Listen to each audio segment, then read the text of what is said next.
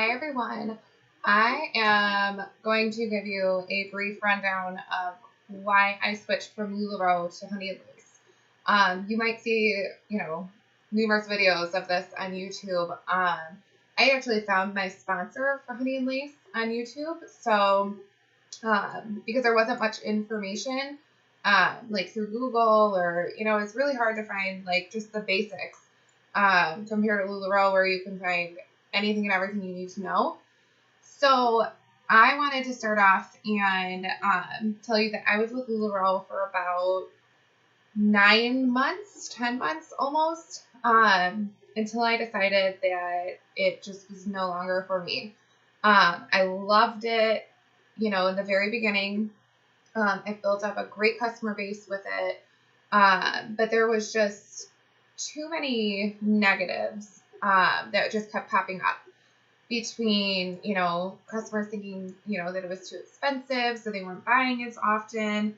The prints were great when I started, and then it became, to the point where you're like, what did they just send me? No one's ever going to buy that, which I totally understand. Everyone has different taste. I truly believe that someone out there would buy that item eventually.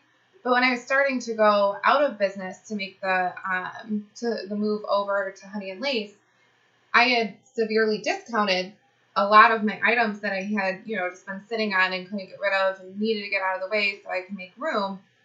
And a lot of them still I'm stuck with. So that's what became a little frustrating for me, was the fact that, you spend a couple $1,000s on orders and then, the next week you do the same thing and you get these prints where you're like, okay, how am I ever going to get rid of these? Who is ever going to want these? So that became kind of like my deciding factor. And I mean, I know a lot of people say oversaturation is not a thing, but I truly believe that it is. I'm in a very small town, and I'm not kidding when I say small. And there's about at least 10 LuLaRoe consultants in my town. So that to me is oversaturated. There's also an issue with when I place an order and I order specific items and they don't show up in my box. So I paid for the items and I would wait for, them to refund me, or because I'm waiting for weeks and weeks. When I first started, I waited a couple months to even get, I want to say I was missing 20 or 30 things from my initial inventory. And then everything else, there was such an issue with it that they decided to just give everyone a credit. So I'm not getting my money back. I'm, basically having the option to order more inventory. The defective leggings. I understand companies have, holes and it slips past you, and I totally understand that. With that being such a huge issue, it just grew and grew and grew into an even larger issue, and I was missing out. I was losing money because I was shipping. Say someone contacted me and told me that they had received leggings that had a hole, or they only got 2 wears out of them before it ripped. I then have to take my money or my product that I am sitting on and send it to them. So I'm paying for shipping. LuLaRoe won't reimburse you for that. Yeah, it's only a couple of dollars, but when you have, an average of 5 to 10 defective items a week, it adds up. So I had done my research, and I decided that I was going to, my husband and I talked about it because he's deploying very soon. He's in training right now, so he's no longer home. But we had talked about, possibly switching before he left for deployment, because it just became very stressful. And it wasn't stressing him out, but it was stressing me out, and that stressed him out because I was stressed. So it was just like, let's start something new, because I love selling clothes. I love fashion. I love helping people feel beautiful. And, the relationships that you build with people are amazing. I mean, I never thought that I would have pages full of people just, that I've built relationships with just because of the simple fact that they comment on something, they buy it, and then they continue to buy from it, and you just kind of build a relationship that way. So that was a huge plus. So I'm like, I don't want to lose that, especially with him leaving. I'm like, I want to be able to have something for me. We have a 4-year-old, so I'm like, I'm a stay-at-home mom, and it's like any mom out there gets it. You want to be able to have, adult conversation, not be talking to a 4-year-old all the time, and kind of have your own thing. So we talked it over and we looked up research on Honey and Lace, and I told my husband that I had talked to my now sponsor, and she gave me a bunch of information that I wasn't able to find online.